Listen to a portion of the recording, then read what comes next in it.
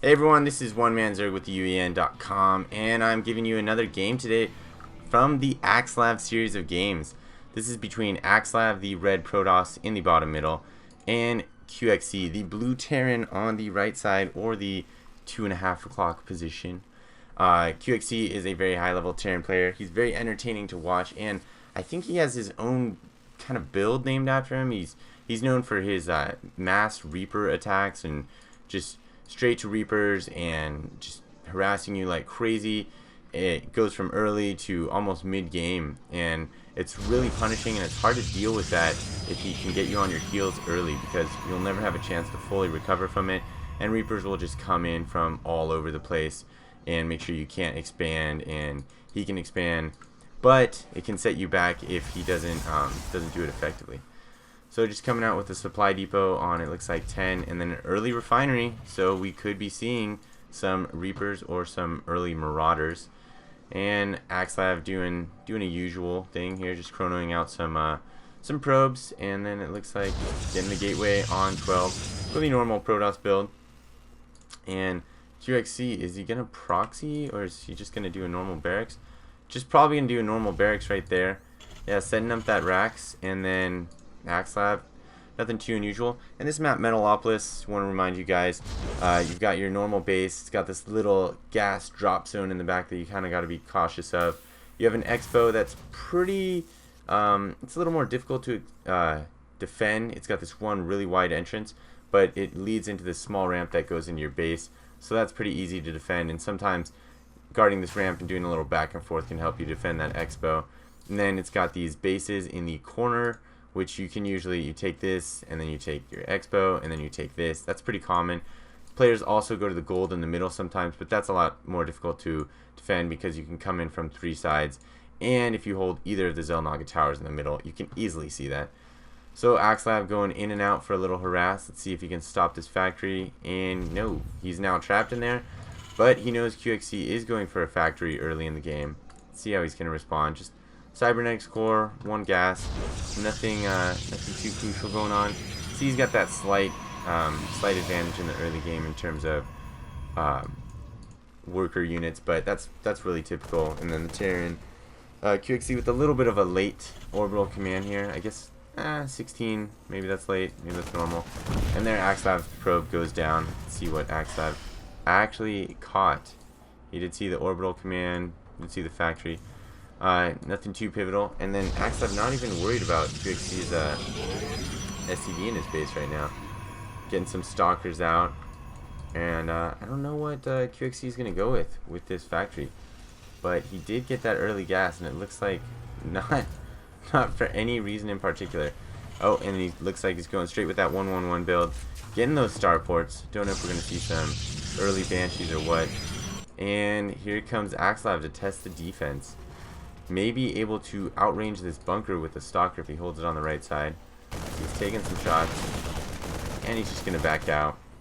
If he brings over an observer, sometimes you can see Huck do it too. They just sit an observer over here, and then they have their stalkers from below fire up, because unlike Starcraft 1 and Starcraft 2, the only disadvantage you have from lower ground is that you can't see up it. So if you can see up it, there's no chance to miss your shots like you could in Warcraft 3 or Starcraft the original. And then getting that stalker to take out this SCV of QXC's. Still, QXC, yeah, he's getting that tech lab on his starport, so it looks like he's going to go to Banshees, yeah. And there he's unloading his first Banshee. Let's see if Axslav is able to get up his robo facility, there it is, and then get out an observer and hang around with his stalkers. He should be able to deal with those Banshees pretty handily, as long as he has a numbers advantage.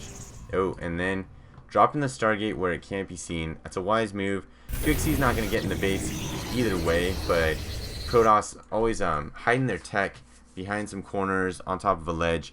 Always a little bit tricky because it's not going to be spotted, and if he gets those Phoenix out, then he'll easily be able to deal with these Banshees, as Banshees are light units and Phoenix do extra damage versus light, and they will have no problem catching up to those slower Banshee units. And then QXC going with some extra barracks. Probably gonna try to use those minerals for Marines while using that gas for Banshees primarily. And is he getting cloak? It doesn't even look like he's researching cloak yet. So without cloak, and even with this observer, I don't see that Banshee doing too much damage to this base, especially with these as Phoenix getting chronoed out. So yeah, I don't know what QXC is thinking he's going to do with this tactic right here, but unable to apply any pressure.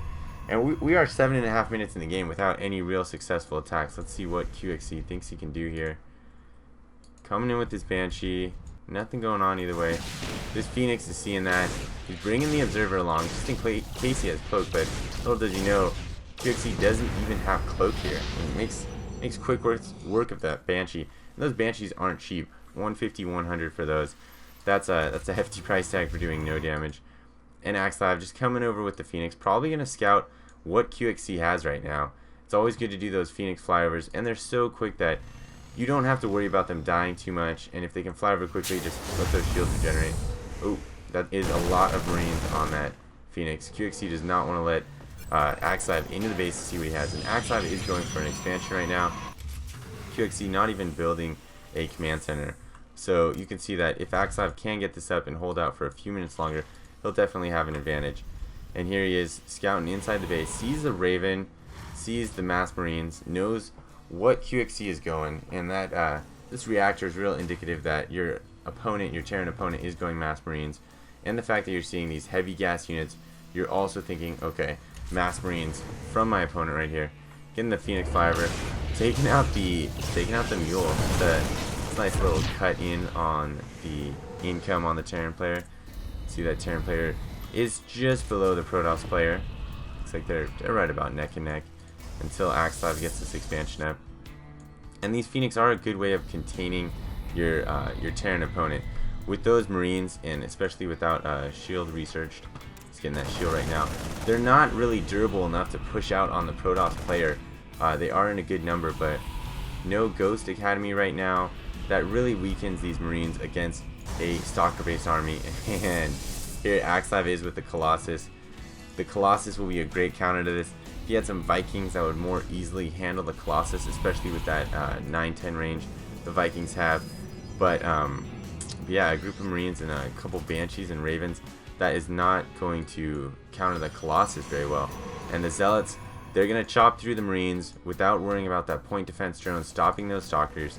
So I'm really curious to see how this battle is going to pan out right now. I think Axslav sees it coming. He saw those Marines there, positioning for it. Let's see what he does. Oh, that Guardian Shield is going to cut into that Marine damage. It lowers it by, I think, 2, so it's a 32% reduction. This Colossus is able to chop through these Marines. You see these hit points going down. And they weren't able to focus down on that Colossus, and that's a big detriment to those Terran armies early in the game. I think Axslav might try and push this all the way to his base right now. Still maintaining 2 Colossus and 3 Stalkers. I do not see, yeah, look at that. He just has almost a 20 unit advantage on the Terran player right now. I don't know what Axslav is going to do. If he's just going to contain right now, if he's going to try and push in the Marauders, that's the tech that he needs. He's getting those extended thermal lances right now. If he pops those out right now, that is a definite difficult thing for this Terran player to deal with. Oh, and he's just slicing up these units on the ramp. I think QXC might have his number called right here, as Axslav is just punishing him with these long-range units. And these Phoenix are able to give the Colossus and all the units sight up the ramp. And I don't know, yeah, and there's the good game from QXC. Axslav just handling QXC in that game, defending those early Banshees, switching to some Phoenix just for a little harassment and control those Banshees, and then quickly teching to those Colossus to handle those Marines, which will just go down. I think it's 2 shots to kill those Marines with that thermal lance. So those Colossus are just devastating units if you don't have Vikings as a Terran player to deal with them, or some nice anti-armor like Siege or some Stim Marauders going on. A way to go, Axslav there. QXC, a top player. Always like to see top players play against each other. Hope you guys enjoyed this game. If you want more replays like this, go to theuen.com or subscribe to our YouTube channel. And thanks for listening.